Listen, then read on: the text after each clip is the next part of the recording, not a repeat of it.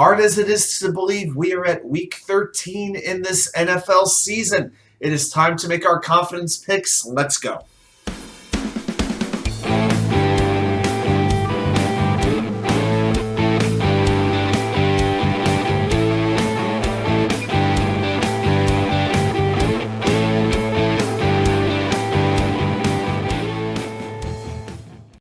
Well, welcome back to New York Sports WickerMedia. I'm K99. Thank you, as always, for taking the time to watch these videos. So, let's talk about our picks from last week. So, I feel very happy in some ways and very annoyed in other ways. Out of the 16 games played last week, we got 13 correct. I'll never complain about a 13-3 week. Well, there's one issue. The 3 losses, we had double-digit confidence on all of them. 3 of the games we were most confident in did not turn out how we picked. 2 of them were in overtime, and 1 of them was by a 1-point loss, that being Jacksonville and Baltimore. So, if we look at the overall picture, we scored 90 out of a possible 136 points. For the season, we are 117 up and 62 down. That's 927 total points. That 927 puts us in the 95.7% bracketile. That's the exact same place that we were last week. So didn't gain any ground, didn't lose any ground, despite the great record. So let's get on to this week's game. Now, again, we're going to pick every game. There's 15 games this week, so we rank them all, 15 the most confident to 1 point the least confident in. We can use each number only once. So let's start with the game that I have the most confidence in, number 15. It is the Indianapolis Colts at the Dallas Cowboys. The Colts, here's the most amazing thing about this game. The Colts now are in a stretch of 3 primetime games in a matter of 4 weeks. How sad is that? They need to be unflexed right out of any primetime games like right now.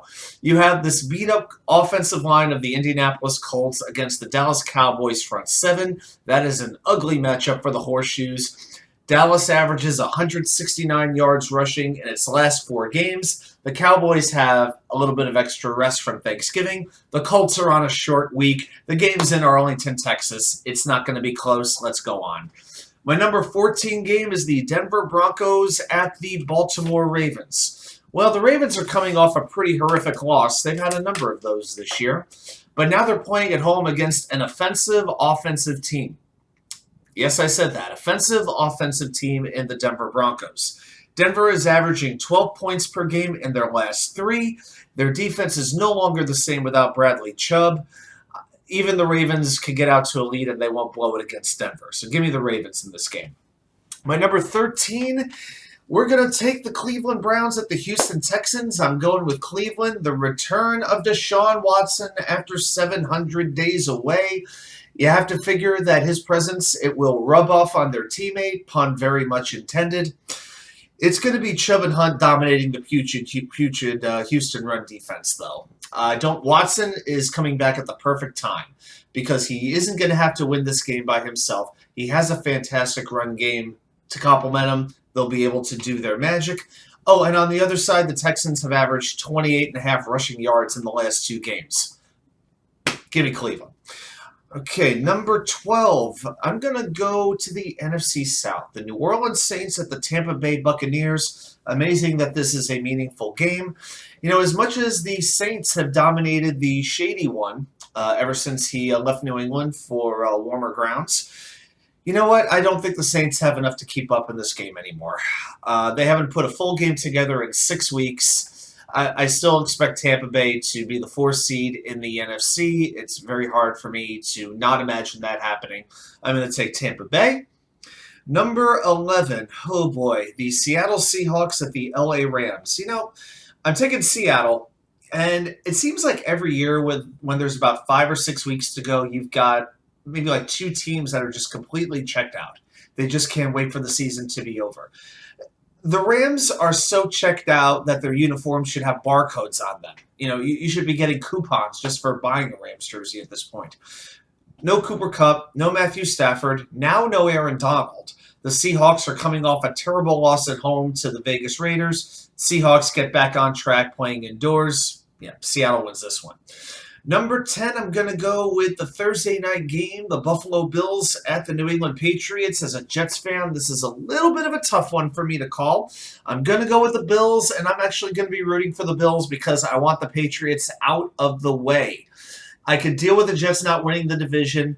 I cannot deal with the Jets losing out on a wild card spot because of Bill Belichick.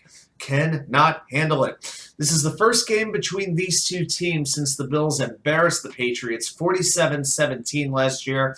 I know there's this mystery illness running through the Bills locker room. It might be COVID. It might be the flu. It might be back knee. I mean, who knows what it is at this point. There's no Von Miller for Buffalo. Definitely a big loss as he goes on injured reserve. But the New England Patriots offense is so beat up that they are starting ex-Jets tackle Connor McDermott at left tackle. Do I need to say anything more? I will, actually. Josh Allen is 4-1 in his last 5 games against New England. The Patriots could even force the Buffalo offense to punt last time. I'm going to say Buffalo wins at Gillette Stadium for the 3rd straight year. On to the single digits. We're going to talk about, this is the fifth straight division rivalry game that we're going to be talking about. A lot of division games this week. That's always very cool. Number 9, the Green Bay Packers at the Chicago Bears. I've taken the Packers. Aaron Rodgers will play. Whether he plays, whether Jordan Love plays, whether Brett Favre comes out of retirement, I would still take the Packers in this game because the Bears' defense is just that bad. They made Mike White look like Joe Montana this past week. No pass rush, no ability to cover.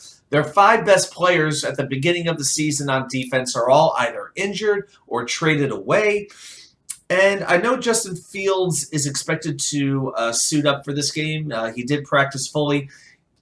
You know what? That shoulder is not going to be right for a couple of weeks. All it takes is one good hit, and he's going to be out.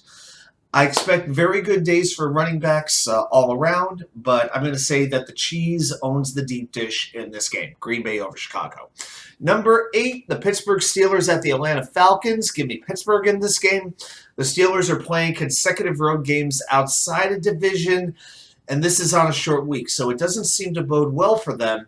But I just don't know if Atlanta has anything left in them after losing 3 out of 4 and dropping that heartbreaker to Washington last week. I think that is going to be the game that puts the nail in the coffin on the Falcons season. Even though they're close, they're now finding ways to lose games that they were able to find ways to win before.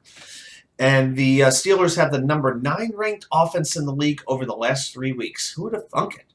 So I'm going to take Pittsburgh in that game. Number 7, this is a fun one. The Jacksonville Jaguars at the Detroit Lions. I'm going to go with Detroit. You've got 2 on-the-rise teams, both at 4-7. Jacksonville is 2-5 in games decided by 7 points or less, but they won the last 2 of them. So they were 0-5 in one-score games. Now they're 2-0 since. So something's got to give. I think I just like Detroit because they have the extra rest and they're playing at home. I just really think they're coming together well. Dan Campbell's done a very, very good job as coach. All right. Number 6, we've got another division game. We have the San Diego at Oakland. That's right. The Los Angeles Chargers of San Diego against the Las Vegas Raiders of Oakland and Los Angeles and Oakland prior to that. Both teams needed a victory last week. They got the victory. I expect a lot of points in this game. I think, though, Austin Eckler will outshine Josh Jacobs, who is dealing with a calf injury. I expect a back-and-forth exciting game. It tends to be what happened when these 2 teams get together. I could see overtime happening, but I just like the Chargers to take it. Number 5, here it comes. The New York Jets at the Minnesota Vikings at US Bank Stadium. Or wherever that horn goes. You know, they can bang the drum all they want. The Vikings' interior offensive line cannot handle this Jets' interior pass rush. Quinnen Williams, I'm looking for you, number 95, to show out this week. And Christian Darrisaw, the Vikings left tackle, could not be found at practice on Thursday. I don't expect him to play. That makes the pass rush even more scary for the Jets in this game. And not only that, but they have the cornerbacks that can limit Justin Jefferson and Adam Thielen. Not saying stop Justin Jefferson, but contain him. The Dallas Cowboys were able to do it. The New York Jets could do it as well. And then on the other side of the ball, I certainly don't expect Mike White to be as efficient as he was last week against Chicago, but he is still facing a passing defense that's giving up the most yards per game this season, 276. Jets win. Number 4, let's go to the next division game. The Washington Commissioners at the New York Football Giants. A month ago, who would have thought this might be a game for legitimate wild card playoff contention? Washington, though, give them credit. They've won 6 of 7 behind a strong running game and playing stout defense, a formula that the New York Giants would like to share. They just don't execute it quite as well. Saquon Barkley is slowing down, only 61 yards in the last 2 games on 26 carries. I just really like Washington's defense more than any other unit in this game, especially with Chase Young back. Give me Washington. All right, 3 games to go. These are tough ones, so I'm going to start with the Tennessee Titans at the Philadelphia Eagles, the A.J. Brown revenge game. I got some numbers on this one. So both teams want to run, right? Well, the Eagles are averaging 162 yards per game on the ground, 3rd best in the league. However, the Titans are only allowing 84.5 rushing yards per game. And since week 2, they're actually the best team in the league against the run, giving up just 69 yards per game. So the rushing attacks in this game will be absolutely paramount to figure out who wins it. I'm going to give it the Eagles the win for this reason. The Titans have played 5 teams this season that currently have a winning record. They've gone 1-4. I think it comes down to the last possession, but I'm thinking a Jake Elliott field goal wins the game.